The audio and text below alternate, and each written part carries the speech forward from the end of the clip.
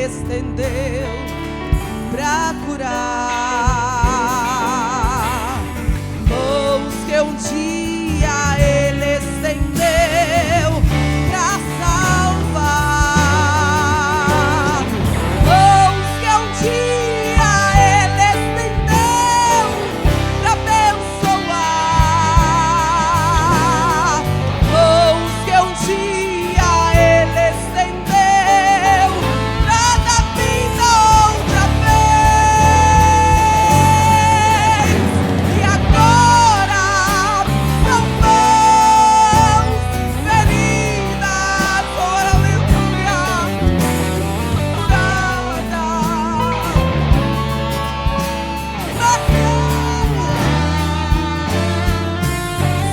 cicatrizes que provam que Ele precisou sofrer para que eu pudesse ser livre. Ainda estou ali parado, olho para suas mãos, me lembro, mãos que um dia Ele estendeu para curar, aleluia, mãos que um dia Ele estendeu para salvar, mãos que um dia Ele estendeu para abençoar, mãos que um dia Ele estendeu para dar vida outra vez, e agora são mãos feridas, alabaxuri delegação curada,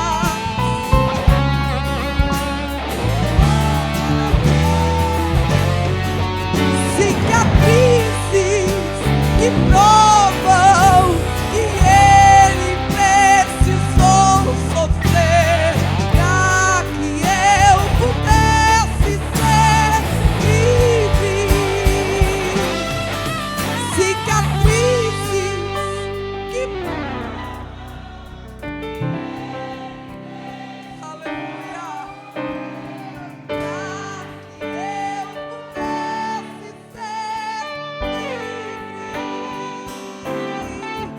cicatrizes que provam que Ele precisou sofrer para que eu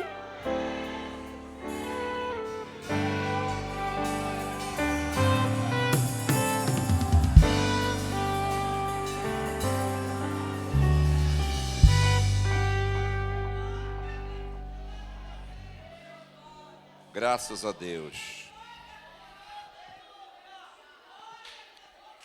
Nós iremos fazer a leitura da palavra de Deus na carta de São Judas.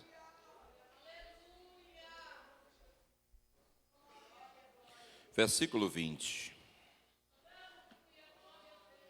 São Judas, versículo 20.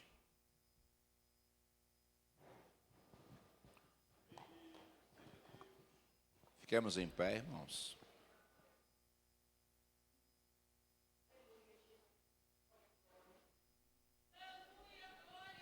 Vós, porém, amados, edificando-vos na vossa fé santíssima, orando no Espírito Santo, guardai-vos no amor de Deus, esperando a misericórdia de nosso Senhor Jesus Cristo para a vida eterna. E compadecei-vos de alguns que estão na dúvida. Salvai-os, arrebatando-os do fogo. Quanto a outros, sede também compassivos em temor, detestando até a roupa contaminada pela carne. Ora, aquele que é poderoso para vos guardar de tropeços e para vos apresentar com exultação, imaculados diante da sua glória, ao único Deus, nosso Salvador, mediante Jesus Cristo, Senhor nosso, glória, majestade, império e soberania, antes de todas as eras, e agora e por todos os séculos. Amém. Podeis assentar, meus irmãos.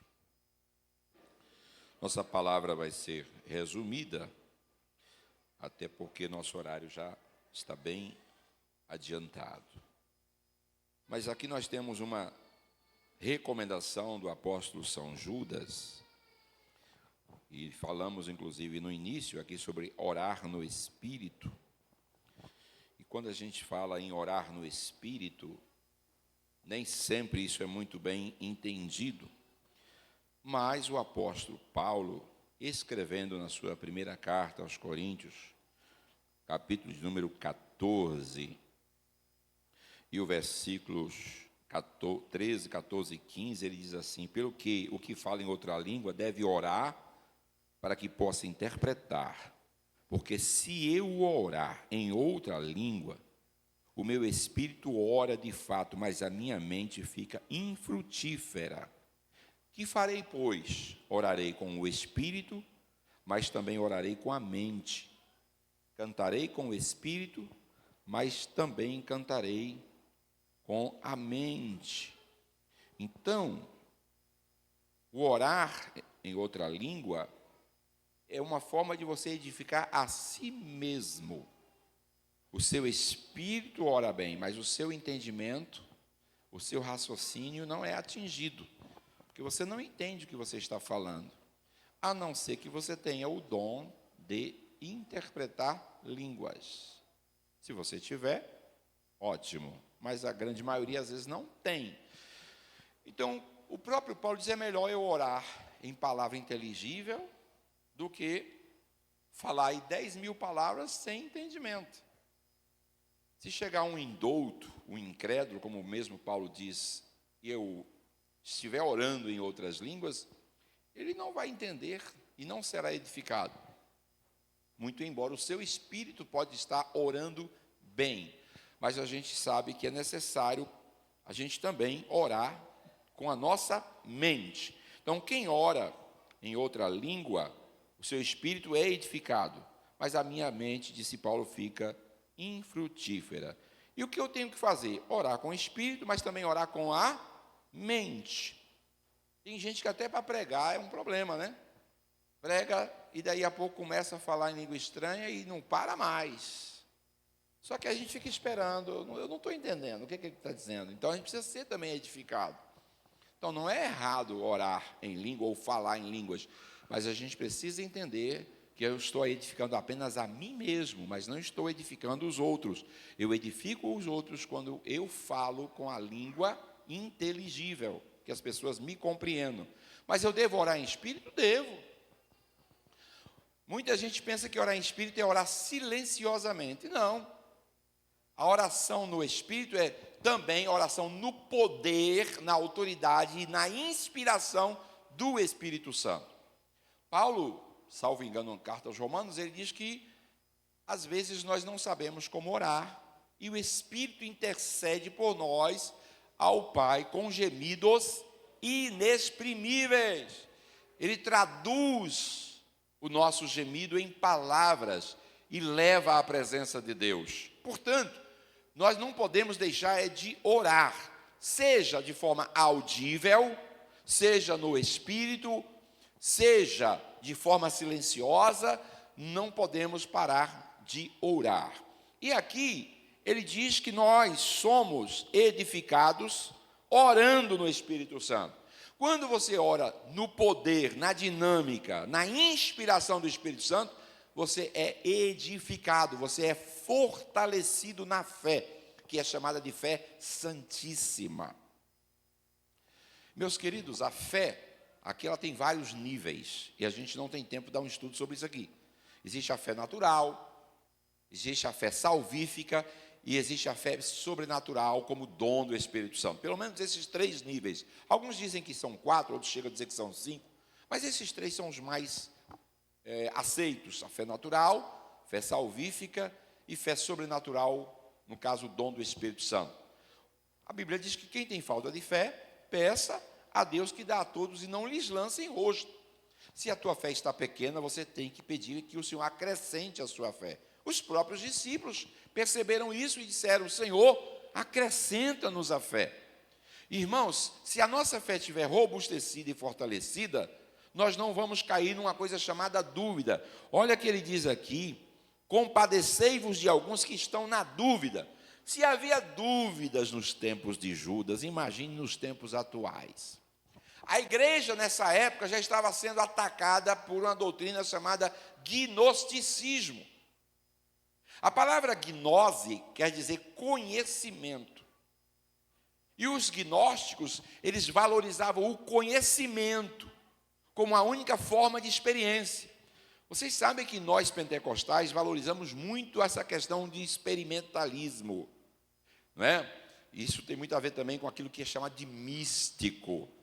É uma presença sobrenatural que é percebida pelos sentidos, mas você não tem como tocar. Eu sei que Jesus está presente de forma mística aqui, nesses elementos, que é o pão e o vinho.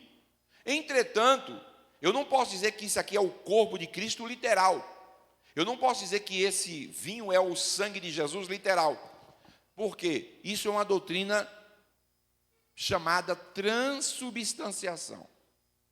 Os católicos romanos ensinam que isso aqui é carne de Cristo. E que esse vinho aqui é sangue de Cristo. Isso é chamada transubstanciação. Existe um outro lado que foi uma doutrina desenvolvida por Martinho Lutero, que é a chamada consubstanciação. Ambas estão erradas, tanto a transubstanciação quanto a consubstanciação. O que Jesus disse? Mas ele disse que isto é a minha carne, quem não comer da minha carne não tem parte comigo, quem não beber o meu sangue não tem parte comigo. E aí entra as dúvidas, irmãos.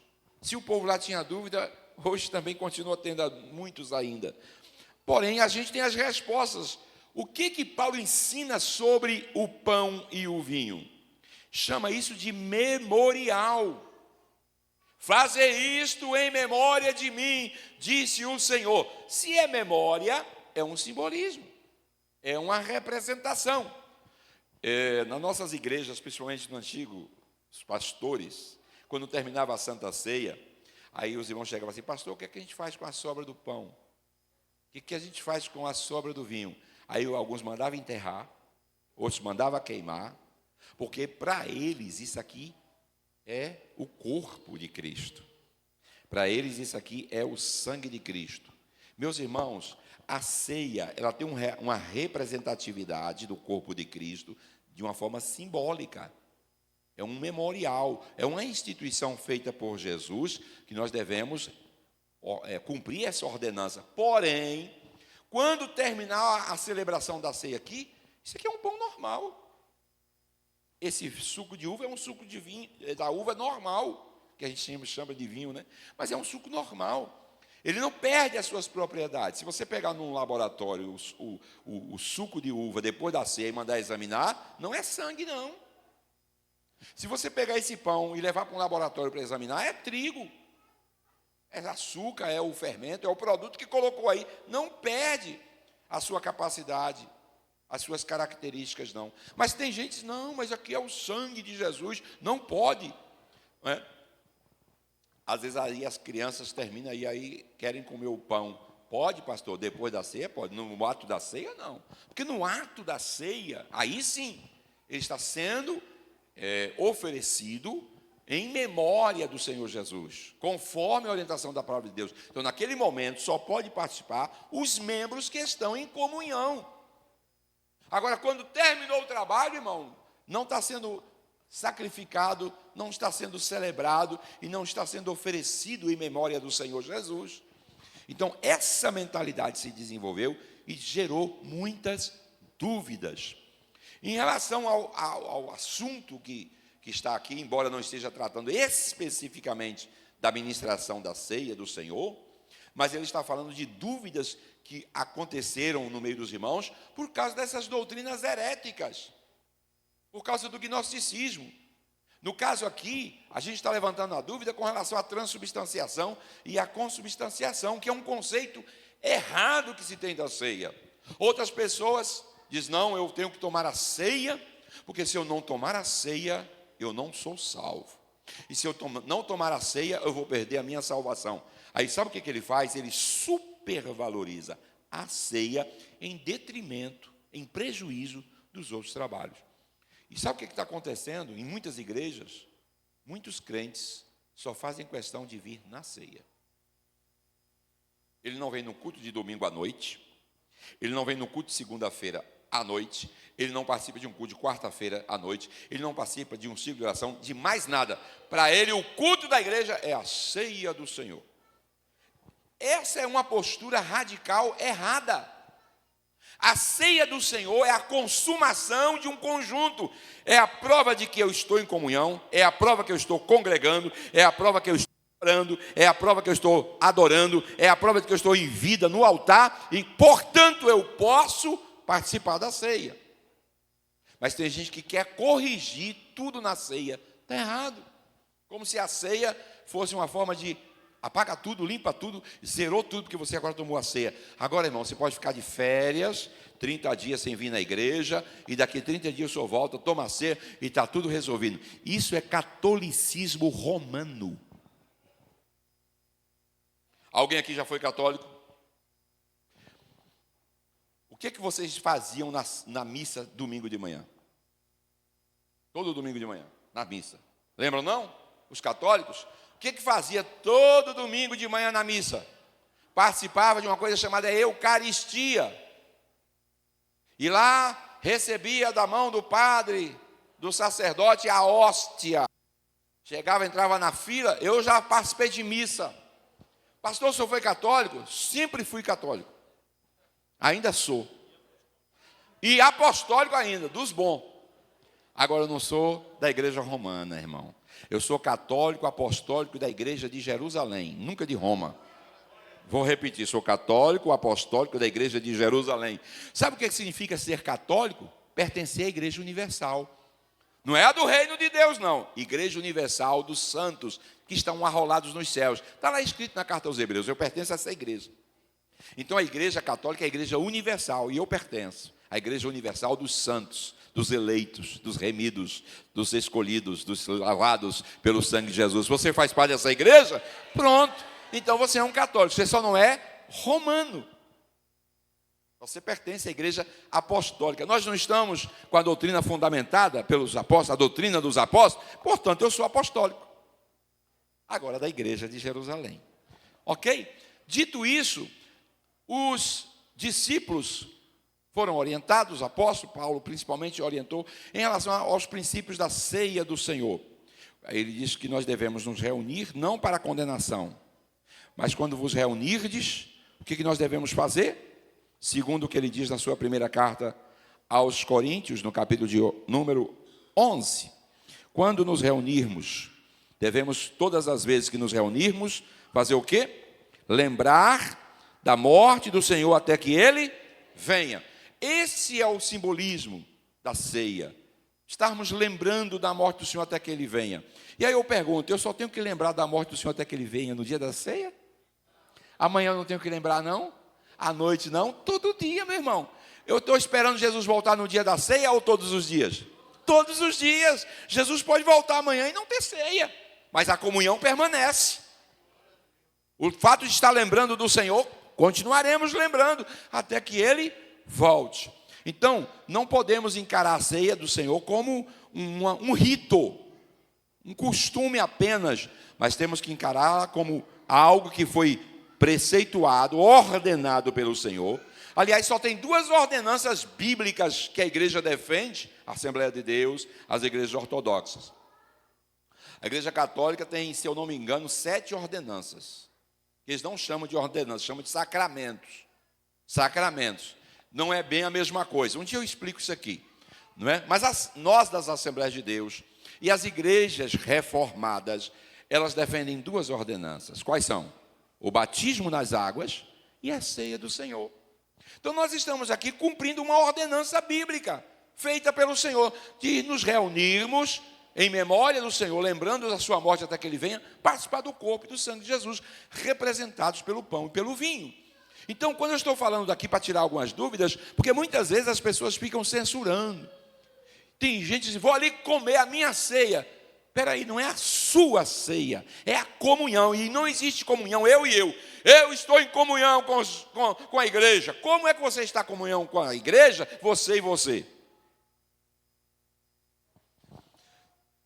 Tem uma coisa que tem a ver com a doutrina da Trindade, embora a lição de hoje, fala disso, mas a gente vai ter a oportunidade de falar em outro dia. Mas quando você, todo dia que termina o culto, como é que a gente termina o culto? Com a bênção, a graça de nosso Senhor Jesus Cristo, o amor de Deus nosso Pai, e a comunhão de quem? Esteja com todos. E aí diz amém. A gente está falando aqui de um Deus trino. Nem Deus é só.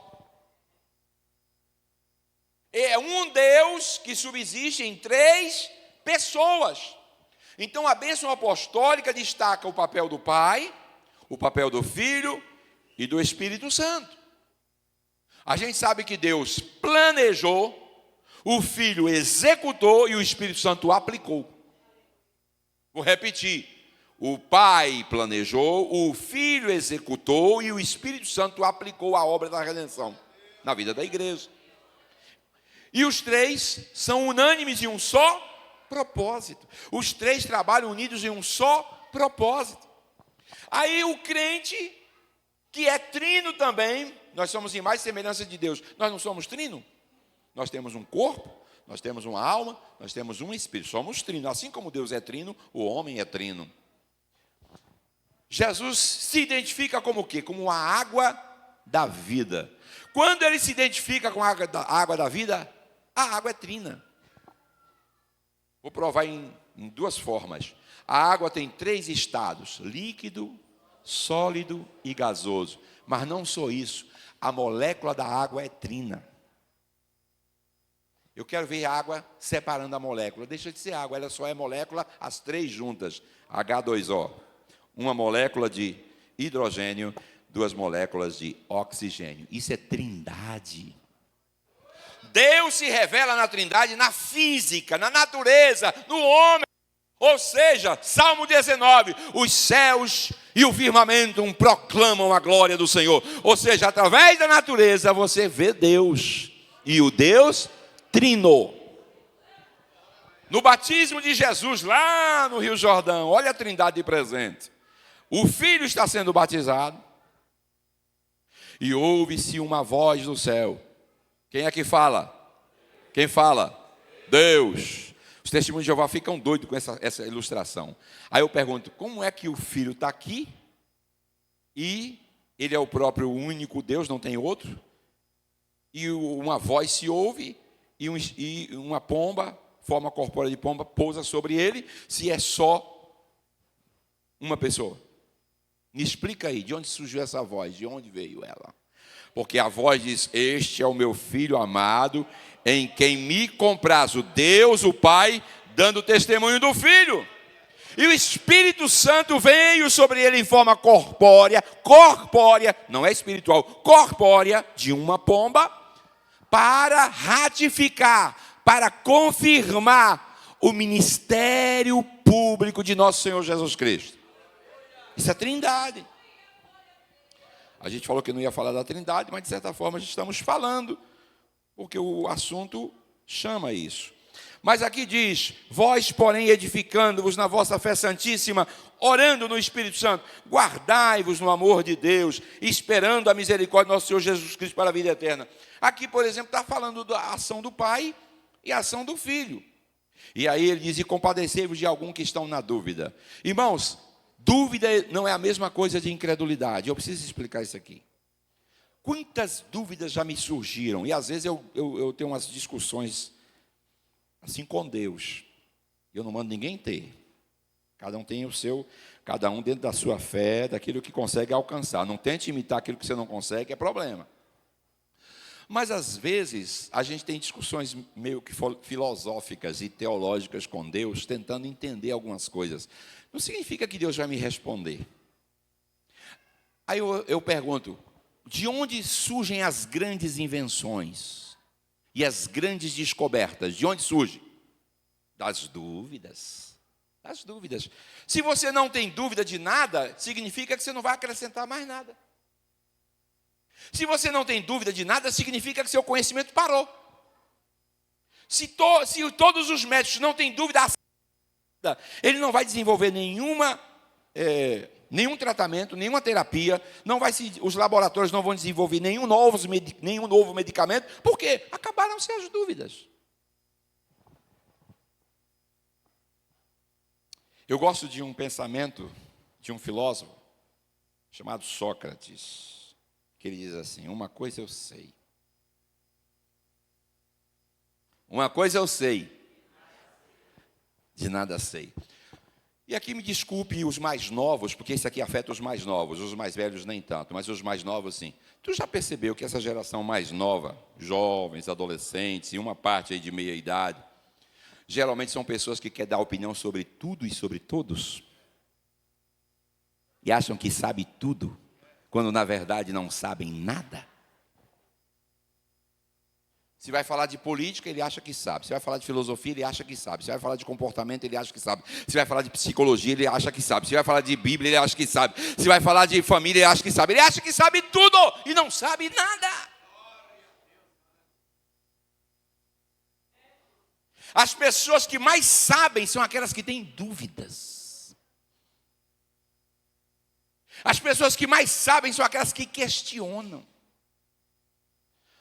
A gente vive numa cultura de sufocar ideias e pensamentos e a liberdade de expressão, até nas igrejas. Se alguém discorda, é visto como um rebelde. Eu pergunto, por que eu não posso discordar do meu presidente? Por que eu não posso discordar de um dos senhores? Por que eu não posso discordar de um professor?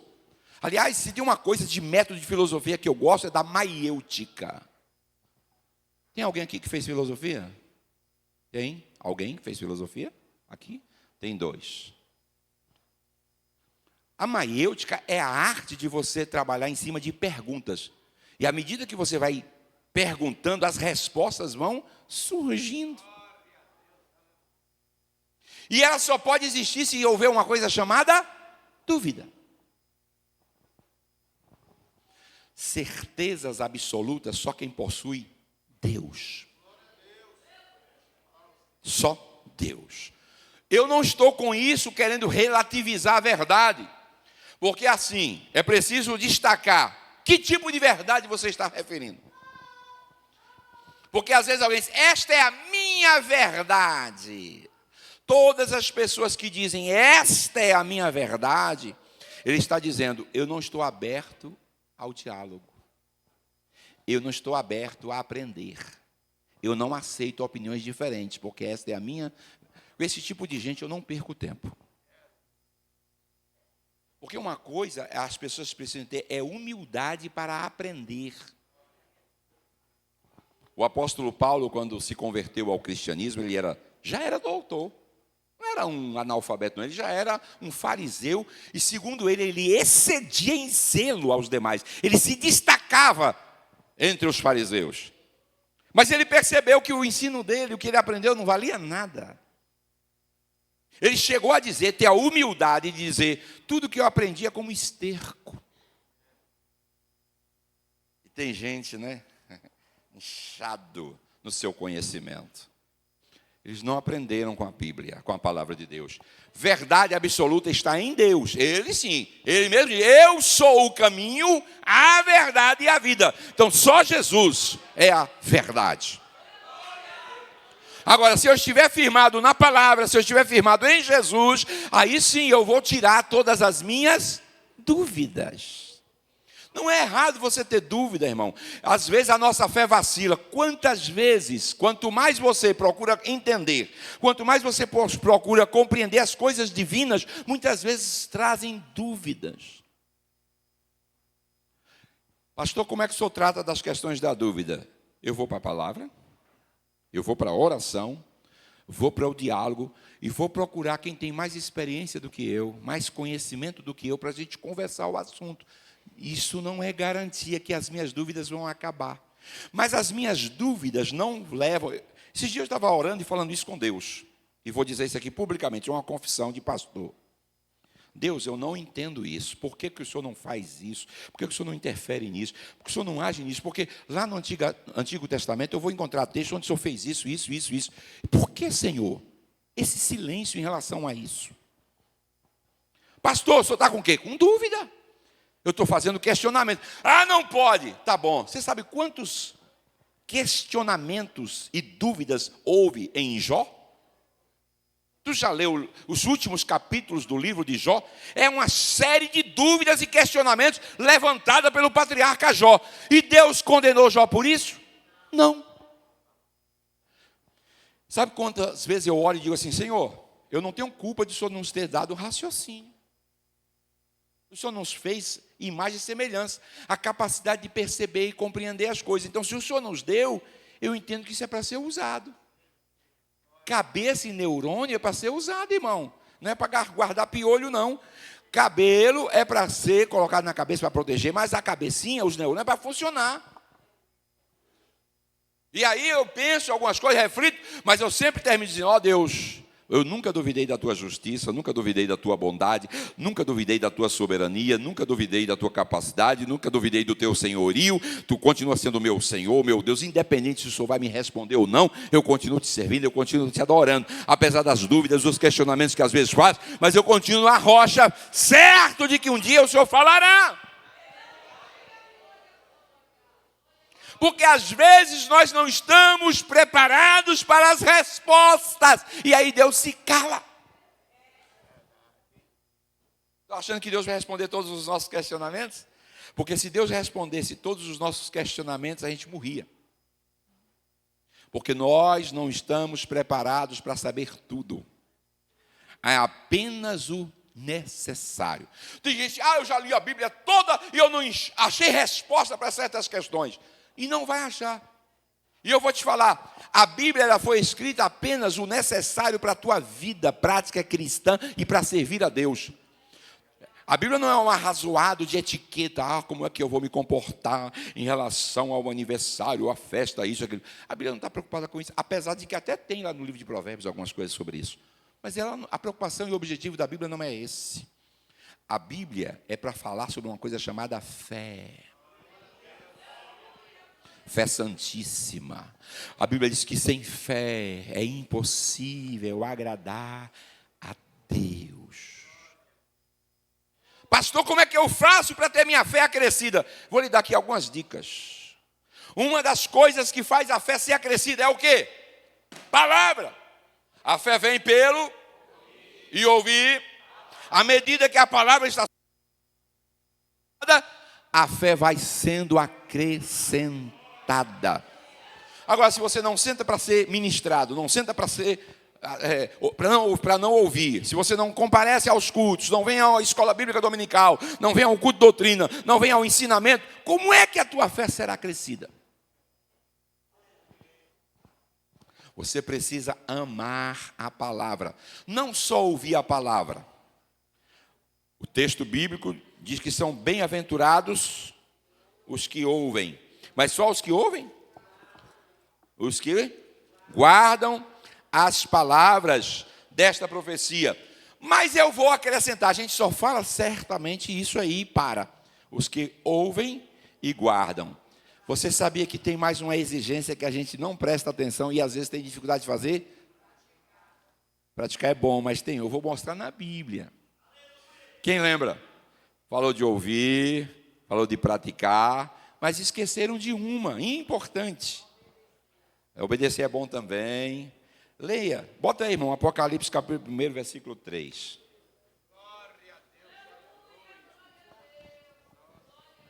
Apocalipse, põe na tela para mim. Apocalipse 1, 3.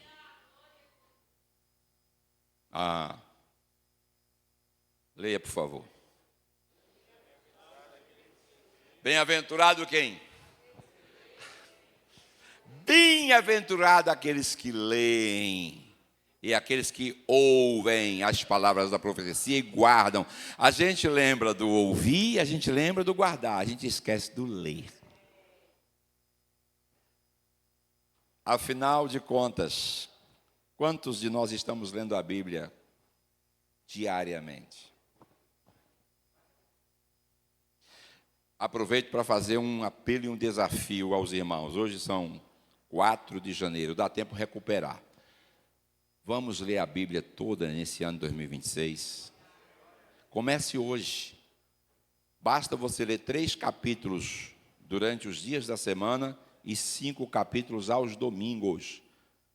Nos 365 dias você vai terminar de ler a Bíblia inteira, sem atropelos. Então, 3 capítulos por dia durante a semana e 5 capítulos aos domingos. Você terá lido a Bíblia inteira. Então, a fé também é gerada lendo as Escrituras, meditando. Uma coisa que eu gosto de fazer, quando eu estou com dúvidas em relação às Escrituras, eu vou, me debruço em joelho e oro, coloco a cabeça e Senhor, abre a minha mente, eu não estou entendendo. Lança luz sobre a minha mente. Sela dentro de mim a tua instrução, assim como orou Jó. E o Senhor falou, dentro dele selava a instrução. Então isso vai gerar fé. E aí você é fortalecido. Outra forma de nós conectarmos aos céus, e isso vai fortalecer a fé. Qual é a forma? Orando, irmãos. Aqui diz que orando no Espírito. E quando a gente faz isso, orando no Espírito, nós temos a nossa fé edificada. A gente não está, às vezes, conseguindo orar nem no natural, imagine no Espírito, porque é um nível diferente. O que é orar ao natural? É só contar para Deus as suas queixas, seus problemas, orei, fez sua lista de pedido, igual faz para Papai Noel, que não existe. Papai Noel, quero isso. Tem gente que está pensando que Deus é Papai Noel. Já está com o bom velhinho, com o saco nas costas, jogando bênção. Toma, receba. Igual os pregadores do Papai Noel. Tem muito pregador do Papai Noel. Receba. Ninguém orou para nada, vai receber o que sem orar? Não existe receba sem orar. Ele pode distribuir chave. Chave é fácil, irmão. Quero ver o carro. O carro não chega. Chega a chave pode até chegar. O carro não. Agora, tem muita gente só no receba. E orar que é bom, neca de pedir e beber. Não, ora. E sem oração não tem como a fé ser fortalecida.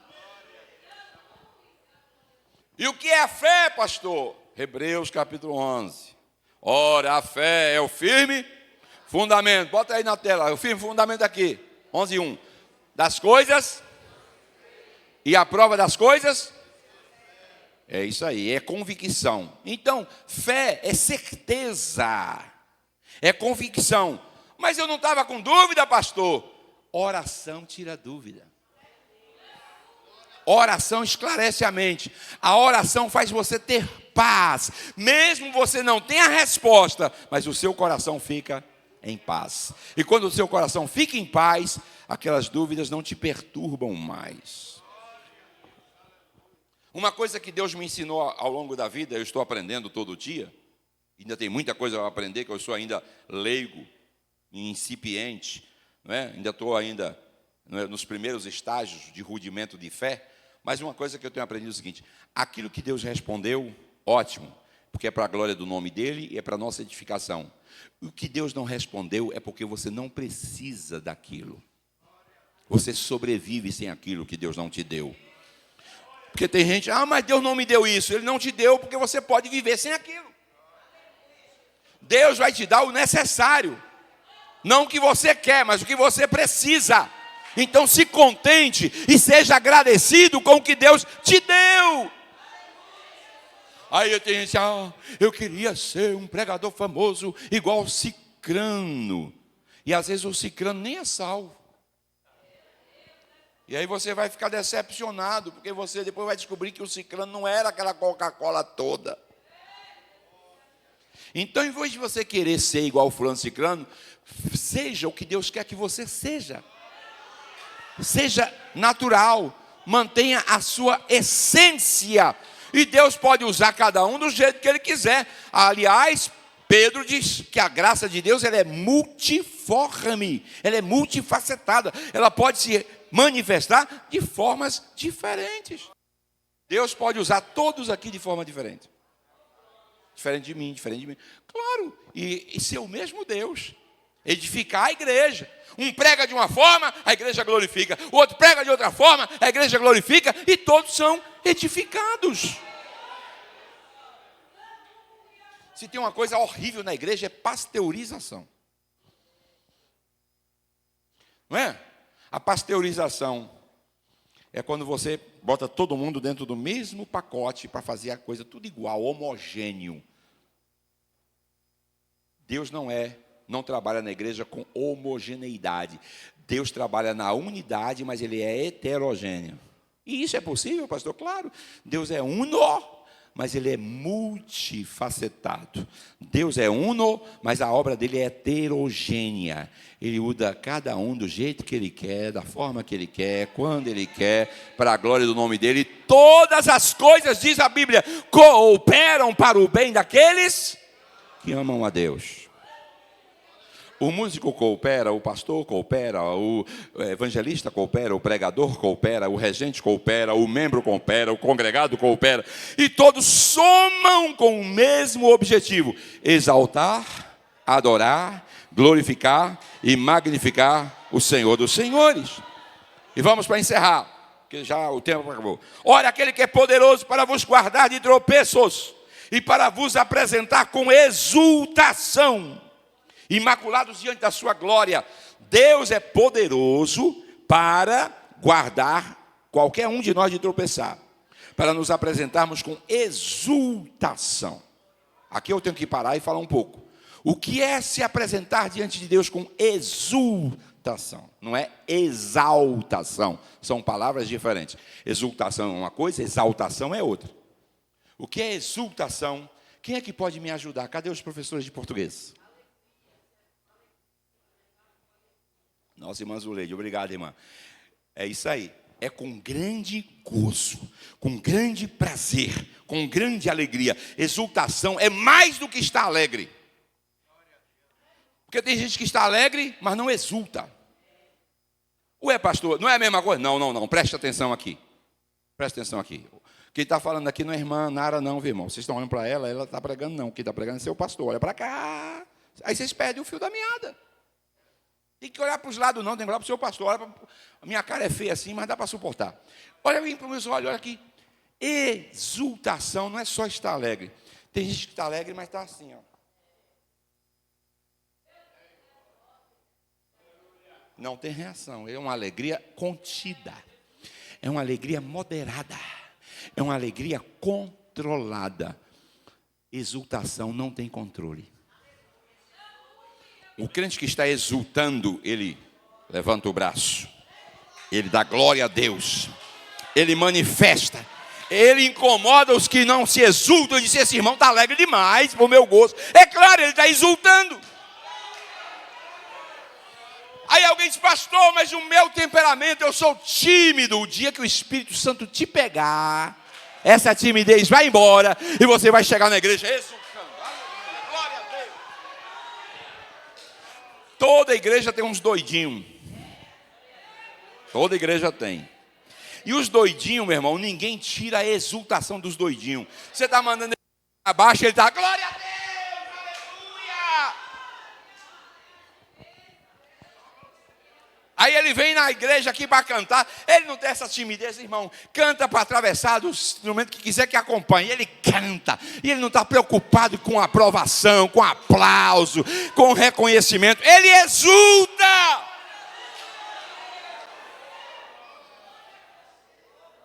Aqui para nós. Eu sempre gosto de falar e me virar para o altar. Geralmente, a parte mais difícil da igreja para exultar é essa aqui.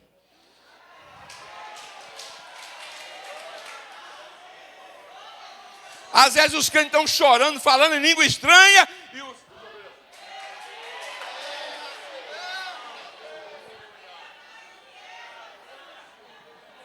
O que aconteceu, senhores, com a exultação? Vocês não têm motivo, não? Agora tem uns que é engraçado. A gente não vê orando, não ouve língua estranha na oração, não vê lágrimas sendo derramada. Eu estou aqui há 5 meses, eu sei e vejo. Agora, quando pega o microfone, aí quer exultar.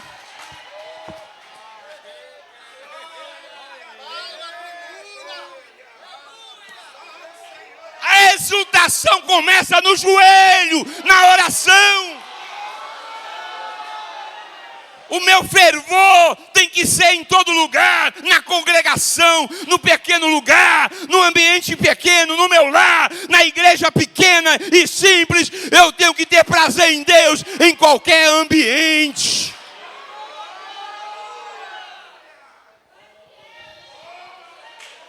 Quando a sua vida é de oração, quando você ora no Espírito Santo, quando você tem intimidade com o Espírito Santo, você não tem nenhuma dificuldade em exultar.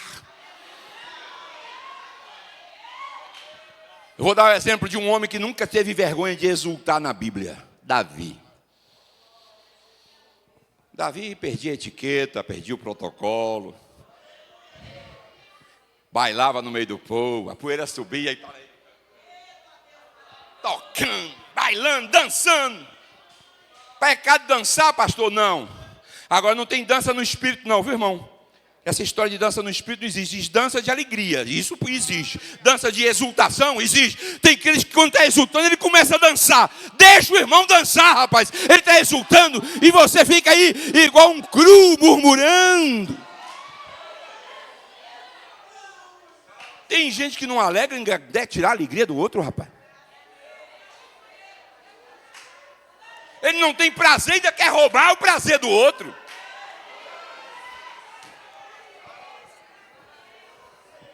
Aí Davi todo feliz, exultando. Trouxe a presença de Deus voltou. A presença de Deus voltou. E aí está o povo, as mulheres, todo mundo alegre. E crente, quando está exultando, irmão, tem um apetite, come. E as festas de Israel terminavam em churrasco. Povo alegre. Povo alegre come, irmão. Come tanto aqui como em casa. Aí Davi pegou assim, manda pasta de uva, cacho de uva, passa-se carne para todo mundo. Cada um vai terminar em casa, celebrando, fazendo churrasco. Todo mundo feliz da vida. Aí disse, agora vou terminar a exultação na minha casa. A bênção que eu dei para o povo de Israel, estou levando para a minha família. Vai ele subir na escada, chegando em casa. Aí Mical que não exulta, crente carnal que não ora, crente carnal que não lê a Bíblia, crente carnal que não tem a sua fé fortalecida, crente carnal que só vive falando mal dos outros. Chega, ei Davi, que roupa é essa? Parecendo um vadio. Isso é roupa de rei? Eu não estava vendo seu comportamento lá no meio do povo? Parecendo um sem o que fazer, bailando e pulando, a poeira subindo, coisa feia, despido das vestes reais, tirou a coroa e fazendo isso, exultando no meio do povo. Aí a Mical, esses crentes mal-humorados, irmão, que não tem alegria, vem para o culto com raiva. Parece que vem para o culto com raiva. Eu vou porque eu tenho que ir. Venha não, com raiva não venha não. Se não tiver alegria e prazer de vir para a casa de Deus, melhor ficar em casa. Porque você ainda vai tirar e roubar a alegria de quem está alegre. E aí é triste, é problema. Queima ele, Jesus. É isso aí, irmã, queima mesmo. E aí Davi chega em casa para abençoar, feliz da vida, né? Para poder ministrar a sua família. Aí Mical, toda indignada, toda chateada, e ela começou a espraguejar. Eu estou procurando aqui o texto de Crônica, que eu queria falar exatamente como Davi falou. Embora eu sei o que ele falou, mas eu vou falar então outras palavras, se eu não achar o texto aqui. Ele disse, olha, quem foi que escolheu a mim antes do seu pai? Porque Mical era filha de Saul. Deus rejeitou teu pai e escolheu a mim. Eu tenho lá a culpa de Deus ter rejeitado teu pai e escolhido a mim para botar como chefe do meu povo? A paulada foi seca, irmão. Paulada seca. Tu está com inveja? Tu deveria estar se alegrando comigo. Eu vou transliterar num linguajar normal, comum. Mas não vou falar nada diferente do que realmente ele intencionou falar. E agora você ainda quer roubar minha alegria? Eu vim aqui disposto a abençoar você e a minha casa. Mas você nem merece isso. Olha, sem conversa, encerrou o papo. Você não vai roubar minha alegria, não. Só que Deus gostou da conversa de Davi, tomou as dores de Davi E diz a Bíblia que Deus deixou Mical estéril e ela nunca teve filhos. E eu encerro aqui. Crentes que não se exultam de gozo e de alegria não produz. Não prega, não ora, não ganha almas, não contribui, não colabora, não participa, não defende a igreja, não defende seu pastor, falando mal, e fica estéril. E outra coisa, ainda perde o posto de rainha, porque ela foi preterida, e outra tomou o lugar dela. Cuidado, você que não se aprendeu a alegrar, a exultar, comemorar, celebrar, adorar, porque crente tem que fazer isso, irmão, isso é dever nosso. Comemorar, celebrar, adorar, cultuar, servir. Você que não aprendeu, cuidado! Porque eu sei que todos nós temos lutas e problemas, mas a melhor terapia para quem está para baixo é sorrir. Pastor, eu estou deprimido. Eu estou em estado de depressão. Eu estou cheio de preocupação. Como é que eu faço? Abra um sorriso e comece a adorar. Glória a Deus. Aleluia. Glória a Deus. À medida que você for exultando, tu vai esquecer a dor, tu vai esquecer o problema, tu vai esquecer o sofrimento. Tu vai querer ficar aqui e dizer, oh, mas esse lugar é bom, é maravilhoso. Deus estava nesse lugar, igual Jacó disse, eu nem sabia.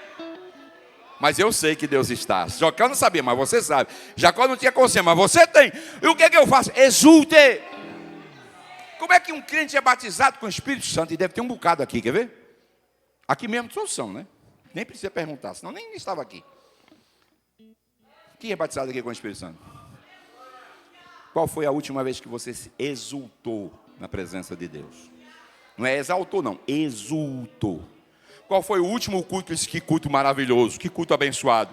Eu estou todo suado, estou banhado. O Espírito Santo me visitou. Oh glória, eu estou cheio, falei em língua estranha, fui renovado. Jesus trouxe gozo para o meu coração. Qual foi o último dia? Tem gente que está esperando chegar um pregador de fora. Irmão, não é o pregador que traz exultação, não, é o Espírito Santo. E deixa eu te falar, o Espírito Santo não mora no Rio de Janeiro, não mora em São Paulo, não. O Espírito Santo mora dentro de você, dentro de você, dentro de você. Se é verdade que o Espírito Santo mora em você, você vai curvar a cabeça agora e nós vamos falar em oração, 2 minutinhos, para encerrar agora. E vamos conversar com Jesus. E agradecer a Ele por mais um ano. Agradecer pela salvação, pelo perdão dos nossos pecados, por saber que os nossos nomes estão escritos no livro da vida, pelo privilégio de sentar à mesa e participar do corpo e do sangue de Jesus representados no pão e no vinho. Agradeça ao Senhor porque você está vivo, agradeça ao Senhor porque você está vestido, agradeça ao Senhor porque você tem trabalho, tem saúde, tem honra, agradeça ao Senhor porque você foi alcançado pela graça. Exulte, exalte, engrandeça, magnifique. Ele é digno de toda honra, de toda glória, da majestade, do domínio, como está na doxologia final dessa carta lida. Ele precisa ser exaltado pelos seus filhos, aqueles que o reconhecem como Senhor, aqueles que o reconhecem como Salvador, não tem dificuldade de dizer glória ao teu nome, Jesus.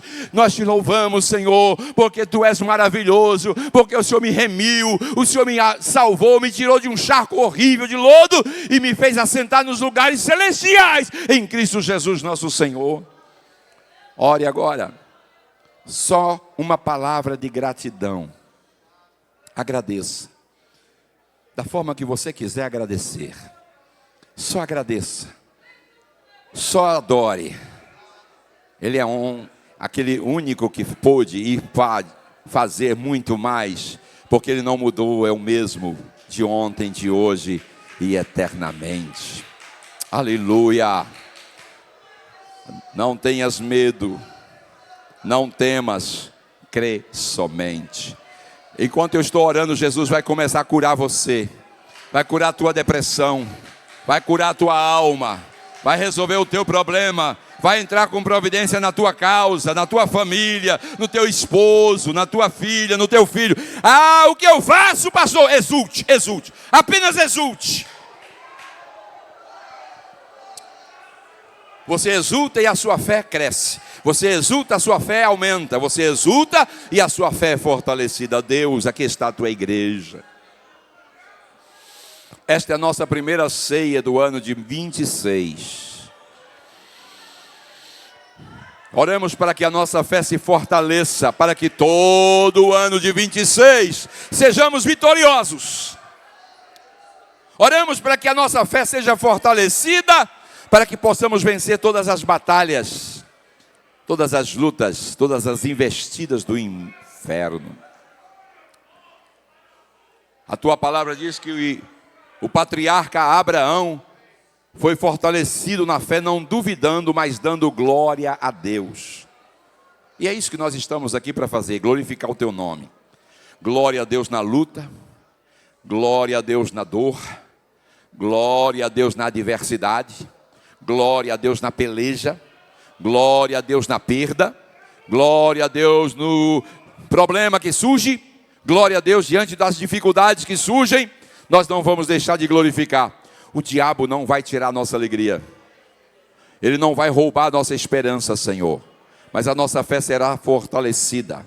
A nossa fé santíssima, aquela que São Judas ministrou à igreja, esta fé também será ministrada no coração de cada irmão e irmã aqui presente, para que esse ano sejamos mais fortes, para que sejamos mais dedicados, que sejamos mais próximos, mais íntimos do Senhor. Espírito Santo, volte a ter intimidade conosco. Nós queremos essa intimidade. Eu quero essa intimidade contigo. Espírito Santo, estamos com saudade da tua operação, onde os cultos eram simples, não havia ostentação e opulência, mas havia presença, havia glória, havia cura, havia salvação de almas, havia libertação. Oh, estamos com saudade desse mover do Espírito Santo. E eu quero ministrar a cura espiritual para aqueles que não têm forças, que sejam renovados esta manhã. Aqueles que nunca mais falaram em línguas estranhas, possam receber o renovo espiritual. Restitui o que se perdeu, Senhor. Que este seja o ano de restituição, em todos os níveis, em todos os aspectos. Estamos orando, Pai, porque sabemos que só através da oração poderemos ser alcançados e atendidos pelo Senhor. Tu conheces a estrutura e a necessidade de cada irmão e cada irmã. E na autoridade do nome poderoso de Jesus Cristo, teu Filho, eu estou ministrando uma palavra de cura. Eu estou ministrando agora, Senhor, uma palavra de mudança sobre a vida daqueles que precisam se renovar. Enche, Senhor, do teu Santo Espírito. Tira as impurezas, tira os embaraços, tira os impedimentos. Tira, Senhor, a sujeira. Tudo que não procede e não agrada aos teus olhos. Tira tudo aquilo que não vem de ti. E vem trabalhar em nosso ser. Que haja abundante graça. Faz chover nesta casa. Abre as janelas dos céus. Abre os teus bons tesouros. Abre os teus celeiros. E visita cada um, Senhor, trazendo cura, trazendo ânimo, trazendo força, trazendo renovo. Oh Deus, esta igreja será conhecida não só aqui em Cruz das Almas, mas será conhecida na Bahia, e será conhecida fora da Bahia, como uma igreja despertada, uma igreja missionária, uma igreja atuante, uma igreja viva, uma igreja avivada. Aqui estão os teus filhos, conte com cada um de nós. Eu sei que existem pessoas aqui que querem, e os que querem, Senhor, tu conheces o coração dos que querem. O Senhor conhece os corações dos que querem. E eu ministro a mudança sobre os que querem. Em nome de Jesus, receba a mudança na tua vida. Receba uma mudança na tua vida.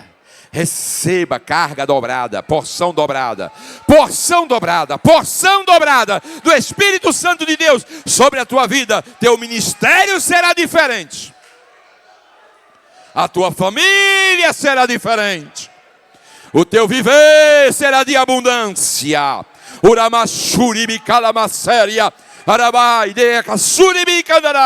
A partir de hoje, se prepare para um novo tempo. Se prepare para novas experiências. Se prepare para viver o sobrenatural. Seja fortalecido na fé. Seja fortalecido na fé. Exulte no Senhor. Alegre-se no Senhor, porque a alegria do Senhor é a nossa força. Aleluia. Aleluia. Aleluia. Vamos começar o ano diferente, crendo que o Senhor está entre nós. Ele não envia a sua palavra vazia. Ela tem endereço, ela tem propósito. Ela faz aquilo que apraz ao coração de Deus. E Deus está trazendo esta palavra ao meu e ao seu coração. Tomemos posse destas promessas, crendo que Ele é poderoso para fazer infinitamente mais do que pensamos ou pedimos. Glória, pois, ao seu santo nome. Amém. Vamos orar. Fiquemos em pé. Vou pedir os obreiros, por favor, peguem as bandejas, o pão, o cálice. Vamos fazer uma só oração. E já vamos consagrar o pão e o vinho, que será distribuído em memória de nosso Senhor e Salvador Jesus Cristo. Os presbíteros, por favor, nos ajudem pegando as bandejas. O pão e o vinho. Aleluia. Glória a Deus. Glória a Jesus. Aleluia, aleluia. Os demais presbíteros, por favor, podem ajudar a gente aqui. Glória a Jesus. Todas as bandejas. Glória a Jesus. Glória a Jesus. Glória a Jesus. Pastor Samuel, por favor, apresenta o pão e o vinho. Vamos consagrar os dois elementos. Glória a Deus. Vamos orar, irmãos. Senhor Deus e Pai, ó Criador dos céus e da terra, Deus bendito e maravilhoso, te exaltamos, Senhor, te glorificamos por tua bondade, pela tua presença que é grande neste lugar. Sentimos fortemente, Senhor, o teu amor que é derramado em nossos corações. Ó Deus, aqui estamos reunidos, ó Pai, para participarmos do teu memorial, ó Senhor Jesus. Te apresentamos, ó Deus, os cálices, te apresentamos o pão, Senhor, que é colocado como símbolo, Senhor, do teu sacrifício na cruz do Calvário por nós. Ó Deus, que o Senhor possa se fazer presente, nos agraciando com a tua misericórdia, com a tua graça, com o teu poder. Que a tua virtude, ó Pai, esteja nestes símbolos, que possamos fazer, Senhor, agora uso dos mesmos, trazendo a memória, Senhor, nos nossos corações, o teu grande sacrifício que fizeste por nós. Pai, em nome do teu Filho amado Jesus Cristo, nós apresentamos esses víveres diante de ti, Pai, para a graça do teu eterno e sublime nome, em nome de Jesus. Amém. Nós pedimos aos irmãos, os diáconos, um com a bandeja de pão e outro com a bandeja de vinho. E vamos servir juntos a todos, em nome de Jesus. Vamos cantar o hino 39, todos juntos, 39. Glória a Deus. Bendito seja que na cruz por nós padeceu. Bendito seja o seu sangue que por nós ali ele verteu.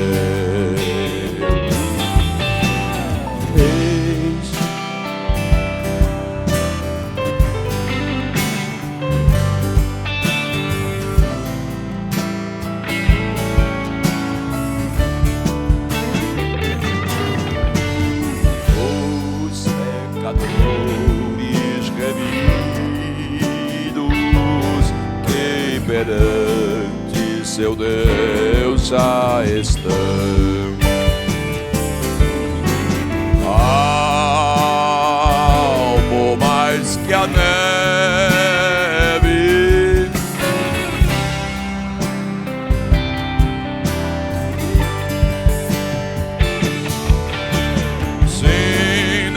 nesse sangue lavado, mais alvo que a neve. Sobe um tom aí. Quão espinhosa coroa que Jesus por nós suportou. Oh, quão profundas as chagas que nos provam quanto Ele amou. Eis nessas chagas pureza para o maior pecador, pois que é mais alvo que a neve, o teu sangue nos torna Senhor.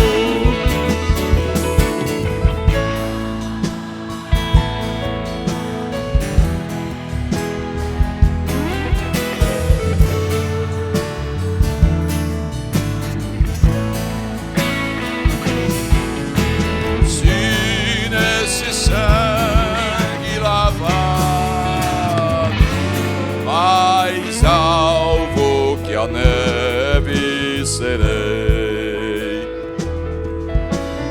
se nós a ti confessarmos e seguirmos na tua luz. Tu não somente perdoas, purificas também.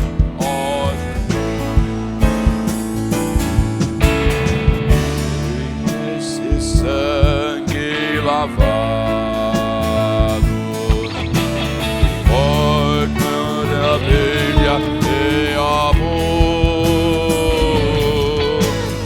pois que mais alto que a neve, o teu sangue nos torna Senhor. Algo mais que a neve,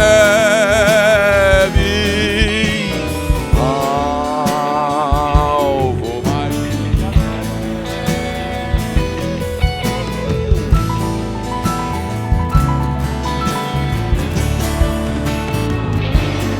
mais alvo que a neve serei.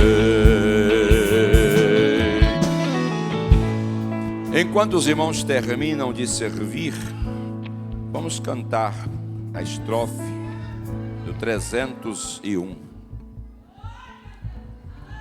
Cristo já nos preparou o manjar que nos comprou e agora nos convida a cear com celestial maná que de graça Deus te dá. Faminto tua alma saciar, vem cear, vem cear. Mesmo hoje tu te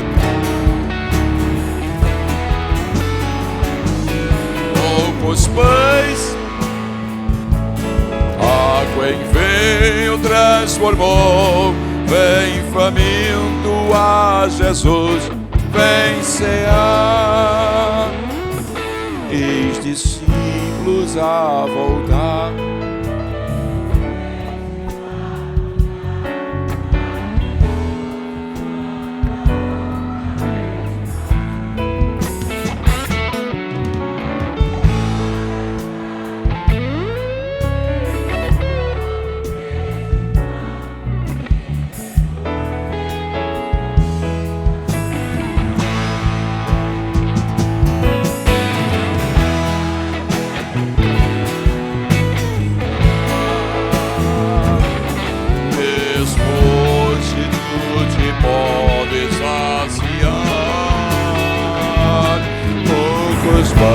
multiplicou, água e vinho transformou.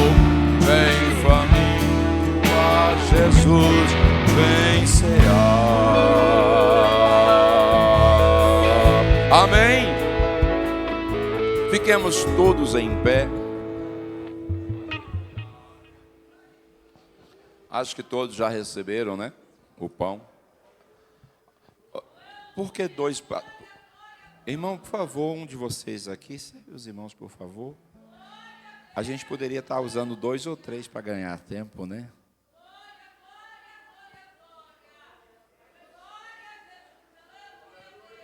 Tem mais alguém que não recebeu? Isso, irmão, isso aí. Vamos fazer o papel de diácono, senão eu faço. Por favor, pastor Robson, me sirva.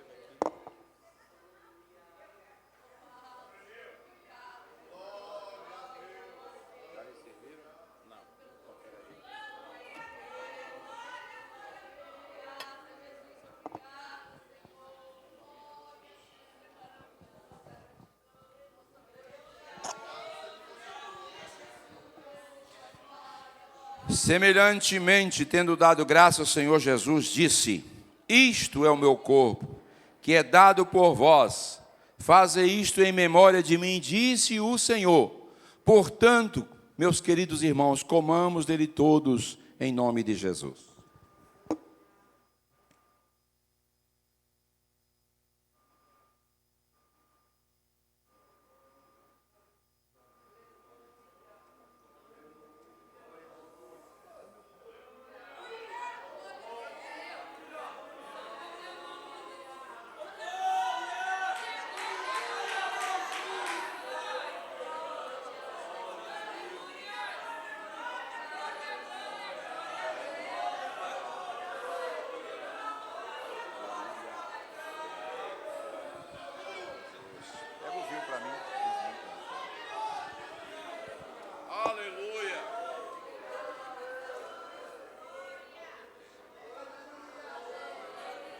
Semelhantemente, depois de cear, tomou também o cálice, dizendo: isto é a nova aliança no meu sangue. Fazei isto todas as vezes que o beberdes em memória de mim, disse o Senhor. Portanto, bebamos dele todos, em nome de Jesus.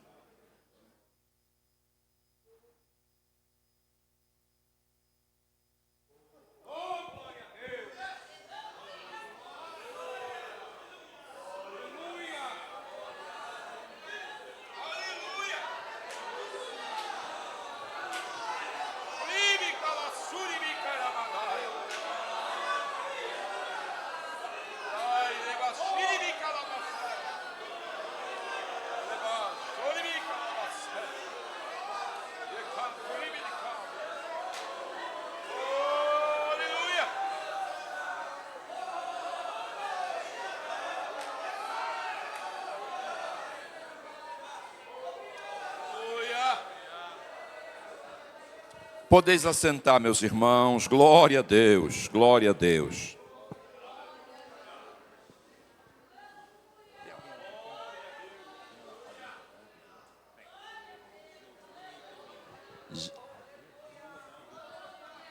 A nossa irmã Giovana Tamiri, lá da Congregação da Tabela, vai louvar o Senhor. Enquanto elas louvam ao Senhor, nós estaremos recolhendo os cálices e daqui a pouquinho já está concluindo. Vamos estar orando daqui a pouco para encerrar. Os irmãos, aguardem só um pouquinho.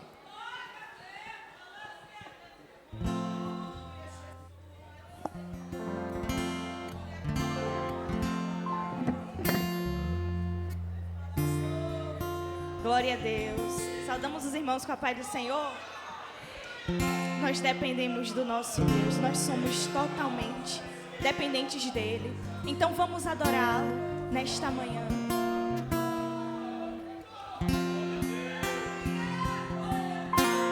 Pai, hoje eu vim dizer que não posso viver sem tua misericórdia e que eu dependo só de ti. Posso perceber tua mão em cada detalhe da minha história e que tens cuidado bem de mim. Qualquer coisa que eu faça ainda será pouco pra retribuir, mas eu vim te entregar o melhor de mim. Estou aqui pra servir, entregar minha adoração e reconheço que não mereço nenhum segundo da tua atenção, mas sou um direito se só o Senhor tem ouvido da vida pro meu coração. Sou carente, sou dependente de ti, Senhor.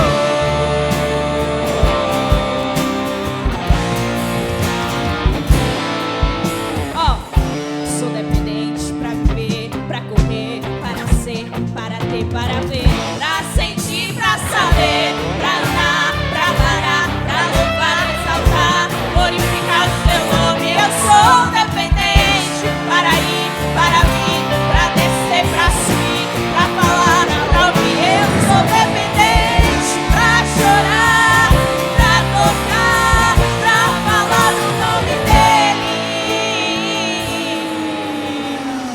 Aí nós viemos dizer que não podemos viver sem tua misericórdia, meu Deus. Toda essa igreja depende, depende, depende de ti, Jesus. Eu posso perceber tua mão em cada detalhe da nossa história e que tens cuidado tão bem de nós.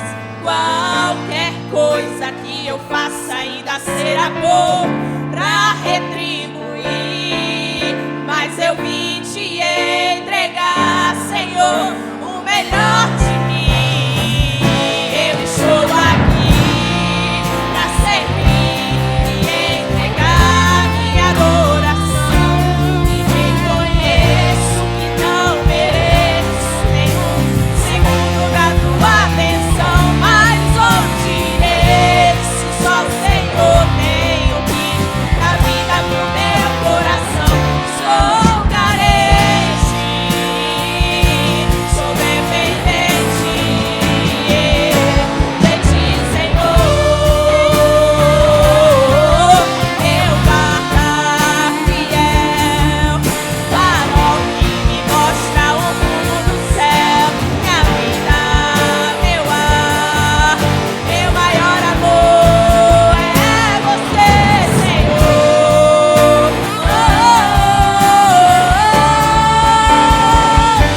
Estou aqui. Diga isso pra ele, pra servir e entregar. Entregue o seu melhor nessa manhã pra ele.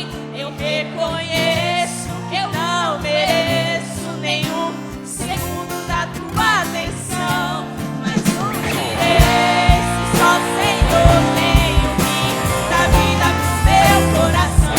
Sou carente, sou dependente de ti, Senhor.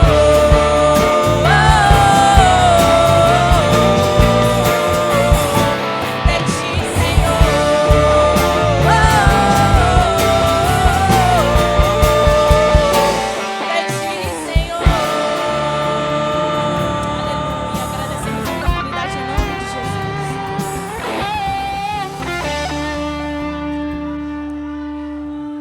Aí, ó, mais cantores que eu nunca tinha ouvido cantar, né? Aí o povo da sede precisa aprender a convidar os irmãos das congregações para cantar também. É, isso aí. Somos um só povo, né? Irmãos, nós pedimos aí para vocês receberem esse material, que é uma ficha. Nós estamos iniciando 2026, recadastrando todos os membros. Nossa secretaria está desatualizada, com alguns problemas, e aí a gente precisa fazer um levantamento e atualizar. Todos os irmãos receberam esse material? Todos? Todos, né? Quem não recebeu, levanta a mão. Quem tem... Quem aqui tem esse material aqui? Ó? Tem as mãos levantadas. Acabou? Os da congregação da tabela, o pastor Jefferson vai levar para vocês.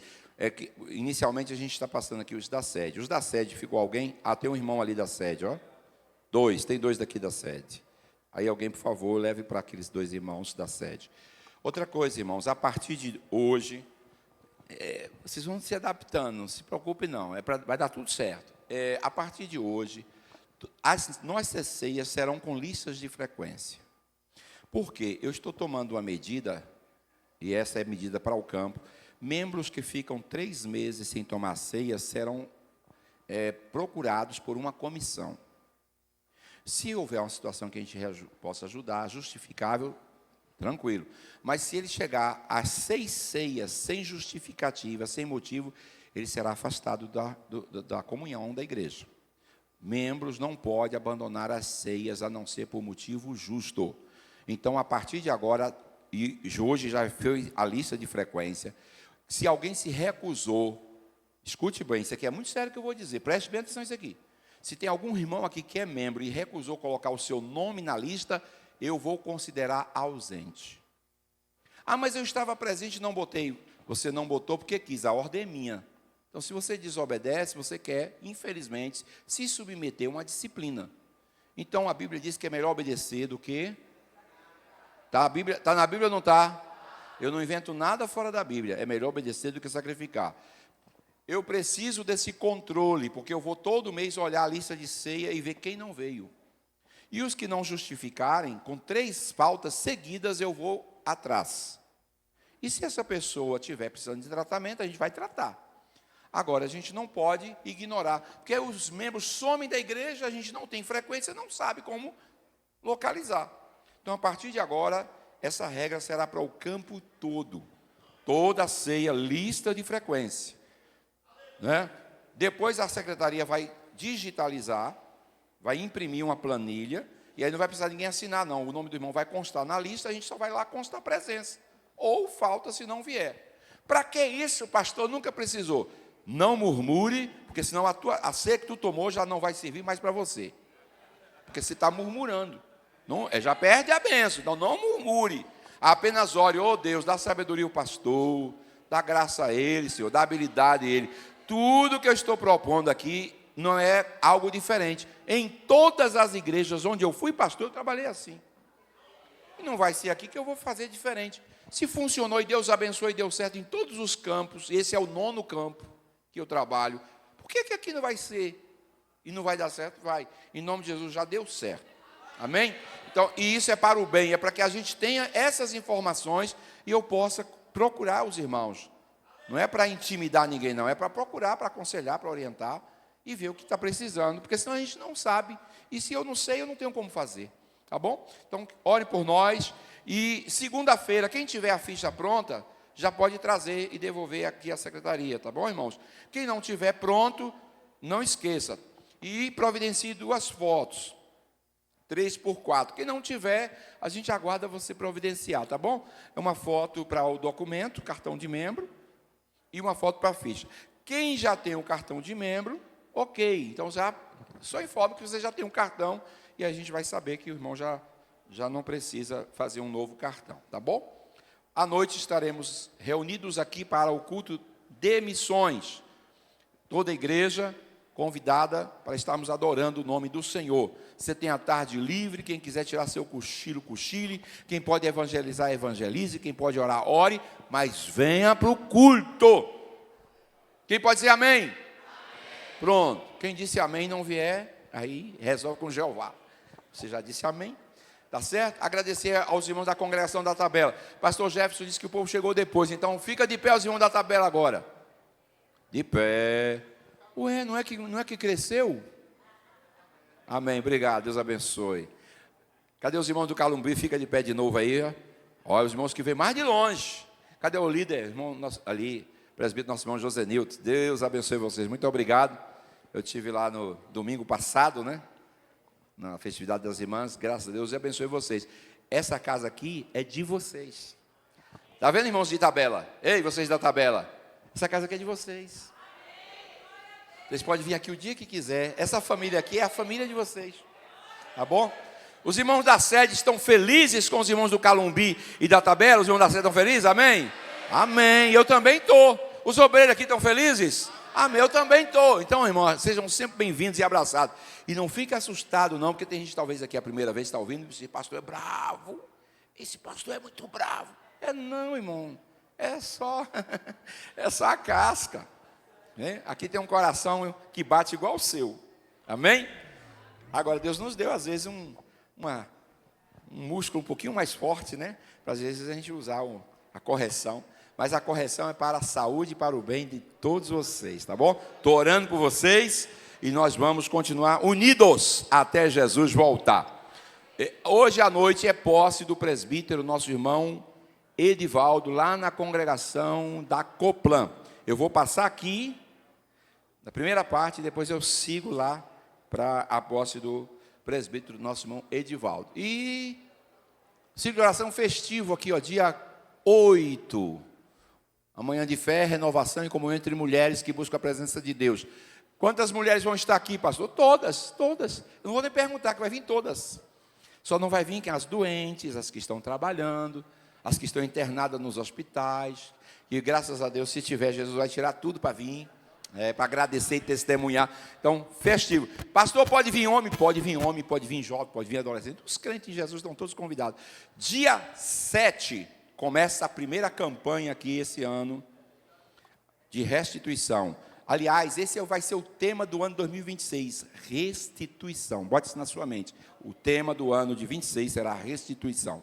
E o tema da campanha é sobre cura da alma, cura interior. Vai estar pregando aqui o pastor Josias Lima, lá de Feira de Santana. Vai ter uma equipe de mulheres, eu vou apresentar elas amanhã no culto. Hoje não, porque elas não estão aqui. Mas amanhã eu vou apresentar essa equipe. Vai ser uma campanha de testemunho, oração pelos enfermos, oração pelas famílias e pregação da palavra de Deus com louvor. Quem deve participar? Os crentes em Jesus, convidando os que precisam de cura e libertação. Traga e nós vamos orar para Jesus fazer a obra. Muito bem, bem lembrado, pastor Gilberto. Os jovens que estão de férias, as férias é só da faculdade, viu? Não é da igreja. Atenção, jovens, férias da faculdade, da igreja não. Vocês que eu estou vendo aqui, eu quero ver de noite na igreja.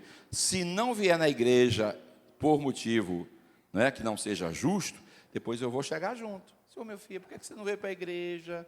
Sentir sua falta. Amém, irmão? Cadê os pais desses jovens aqui? Tem pai de jovem aqui? Cadê os pais? Você vai vir trazer seu filho para a igreja de noite, tá bom? Não deixe seu filho em casa. Venha acompanhar. Porque tem uns irmãos que vêm passear, quando é de noite não aparece mais. Mas vai aparecer hoje, porque todo mundo aqui é ovelha. Sim ou não? Todo mundo é ovelha. As ovelhas ficam de pé. É? Está me dizendo aqui que hoje tem participação dos jovens e adolescentes. Então tá bom. Nós vamos orar e agradecer a Deus. Pastor Jefferson Bingri, que está conosco ali com a congregação de Tabela, vai orar ao Senhor. Pai do Senhor, irmãos, oremos. Senhor nosso Deus, queremos te agradecer, ó Pai, pela tua palavra, pelo que foi ministrado, por essa ceia maravilhosa, onde sentimos a tua presença e renovados fomos, Senhor. Muito obrigado pela vida de cada um, despede cada um debaixo da tua paz, a tua proteção, e continua, Senhor, reacendendo a chama em cada coração. Te louvamos por tudo, por essa manhã abençoada, em nome de Jesus. Que a graça do Senhor Jesus, o amor de Deus, nosso Pai, e a comunhão do Espírito Santo permaneça com todos os salvos, desde agora e para sempre. E todos dizem: amém. ADECAL 2026. Somos a nação santa, povo adquirido, igreja unida na comunhão, no partir do pão e nas orações, até o arrebatamento. Deus abençoe a todos.